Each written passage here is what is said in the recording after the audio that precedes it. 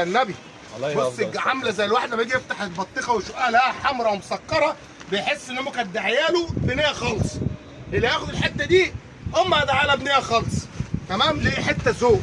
ما تقعدش بقى تفكري طب انا عندي الفرش باش تحبكوها يا عمرو حلال. هتقعد تحبكوا اصل اللون والبياض والستاره يا ستي. بقول لك ب 530 جد الشقه وخلاص.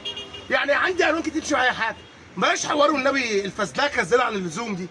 تمام؟ بصوا الجمال وبصوا الحلاوه، محدش يزعل من الكبيرين دول بس دي الحقيقه بتاعتكم. بصوا الكلام وبصوا الحلاوه عامله ازاي.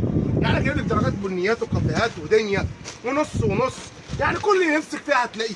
بصوا الكلام على حلاوتها يا باشا اهو. بص يا باشا هنكتب يا باشا عشان مهما هنفرد مش هنبطل. مهما هنفرد ايه؟ مش هنبطل يا والله باشا. ما هنبطل بقى. بص الحته دي تفرد الحته دي. الحته دي بص بقى يا كريم، اسكت ما اسكتش. خلي خطوتك تجيبها لك وما جابتهاش مشكل الخطوط. من الاخر يا كريم. من الاخر بصوا الكلام عليا. بص بص بص بص.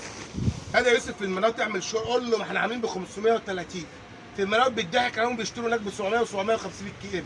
عندنا احنا بابا عبده تركبي توك توك خاص في اي بي، مش تركبي مواصلات ولا ميكروباص ب 30 جنيه من الوقت الحوامديه وخديها ب 530 جنيه.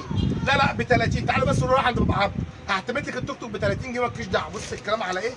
بص الكلام يا عم مالكش فيه. انا عارف انا قد كلمتي. قد ايه؟ قد كلمتي. تمام؟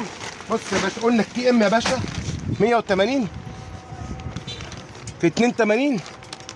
يا حلاوتك يا اسود مقاس فيها على المتر ده كده على المتر اهو ما ينقص سنتي. وبنقول بالخمسه 3-0. ده رقم ايه؟ بابا عبده. دي الفلوس تيجي تدفعيها بكره ب 530 تعيدي ب 530 تجيبي حته تورثيها ان شاء الله. اغسل واهبدي فيها. عندي الغالي موجود، برولات موجود، بديل سجاد موجود. بص لحد 3000. بس انا بقول لك جبت كتير هتلم الدور وتجددي. خد الكي ام وما تفكريش في الغالي يا ستي. انا صاحب الشغل اللي بقول لك ده. خد يا ابو 530 ومالكيش دعوه بحاجه. صلي على الرسول وحط لايك ودعوه ربنا يسترها معاك.